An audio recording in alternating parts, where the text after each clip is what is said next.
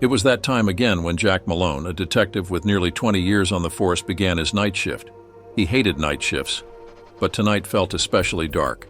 5 attacks, 5 shattered lives, and not a single arrest. The serial killer, dubbed the Night Phantom, continued to terrorize the small town of St. Louis. The first attack started 3 months ago. Each victim was found in dark alleys, returning from late-night outings or work.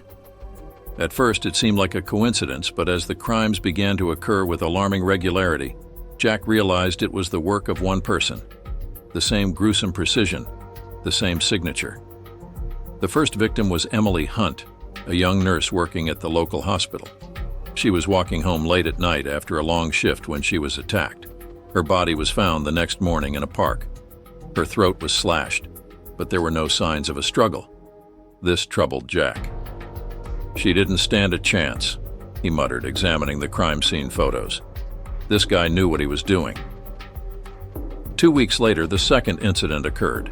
The victim was Thomas Reed, a local teacher. He was walking home from a friend's party when he was attacked. The scenario was the same, no signs of a struggle, throat slashed. But now the police knew it wasn't a coincidence.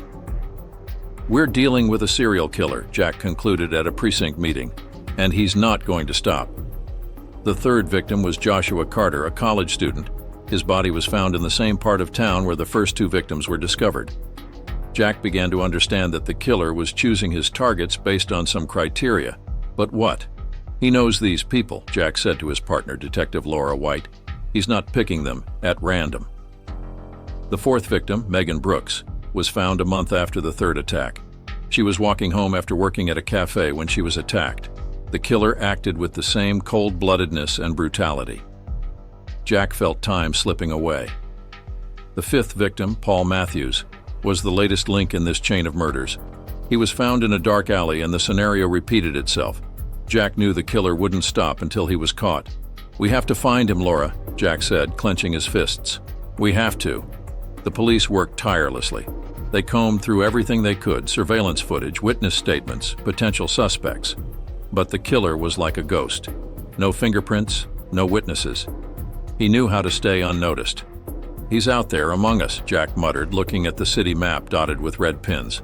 "We have to find his weakness." One night, sitting in his office and going over the photos, Jack noticed something strange. In one of the photos taken by a surveillance camera, he saw a figure in dark clothing. This person was too careful for it to be a coincidence. "Laura, look at this," Jack said, showing her the photo. "It's him, I'm sure." Laura examined the photo closely. She agreed with Jack. This was the first real lead they had all this time. They decided to set a trap. For several nights, Jack and Laura patrolled the streets, hoping to catch the killer in the act. One night, around 3 a.m., they noticed a shadow slipping along a wall. "It's him," Jack whispered, gripping his gun. "Cover me." They moved forward, trying not to make a sound. The shadow stopped, as if it had heard something. Jack froze, feeling his heart pound in his chest. The killer turned and their eyes met. "Freeze!" Jack yelled, but it was too late. The shadow bolted. Jack and Laura gave chase through narrow alleys, leaping over trash cans and puddles.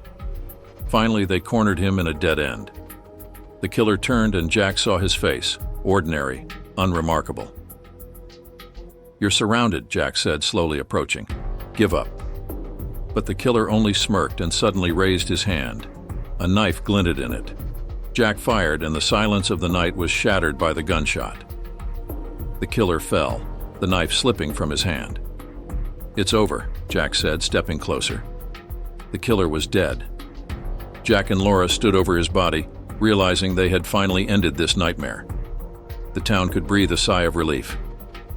"We did it, Jack," Laura said, hugging him. "We got him." Jack nodded, feeling the tension leave his body. They had done their job. The killer would never murder again.